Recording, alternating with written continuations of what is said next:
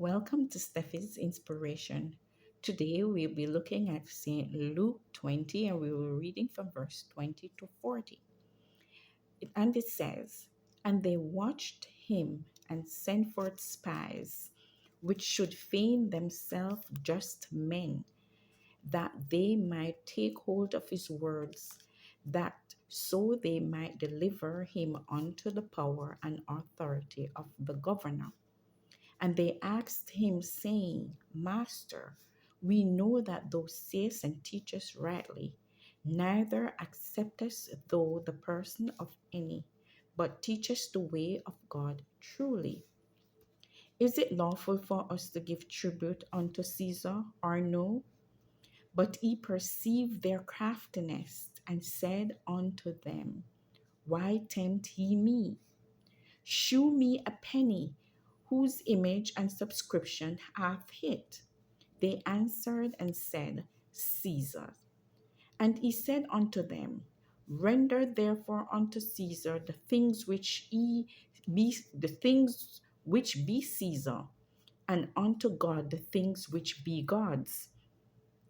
And they could not take hold of his words, because the people and they marveled at his answer, and held their peace.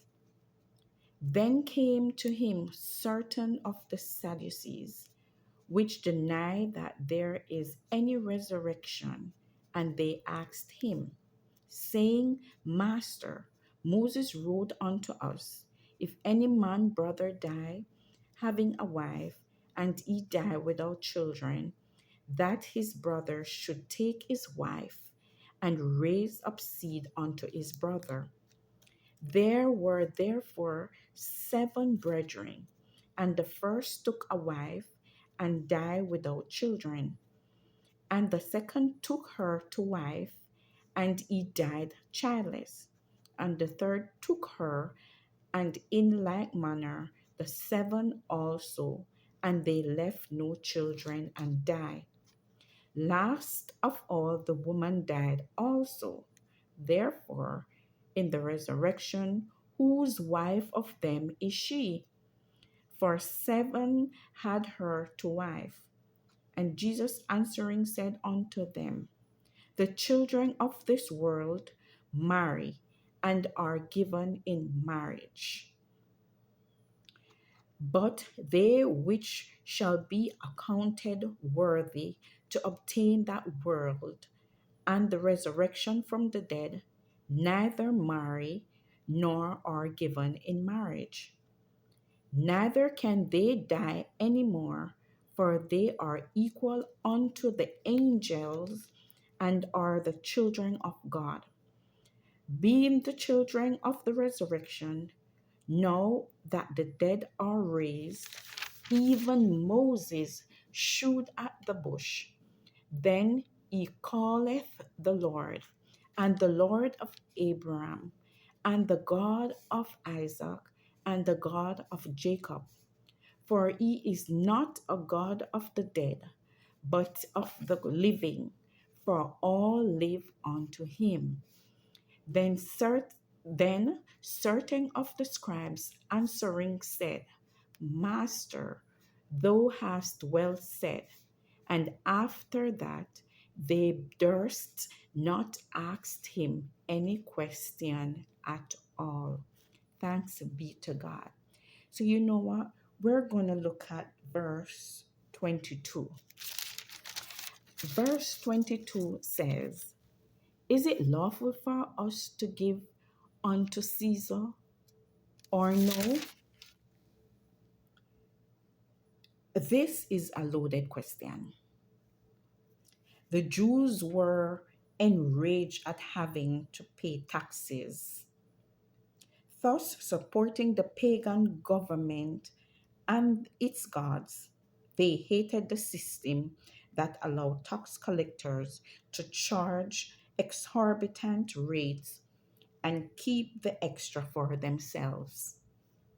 If Jesus said they should pay taxes, they should call him a traitor to their nation and their religion. But if he said they should not, they could report him to Rome as a rebel. Jesus' questioners thought they had him this time, but he outwitted them again. Thank God. Verse 20 to 26, it says,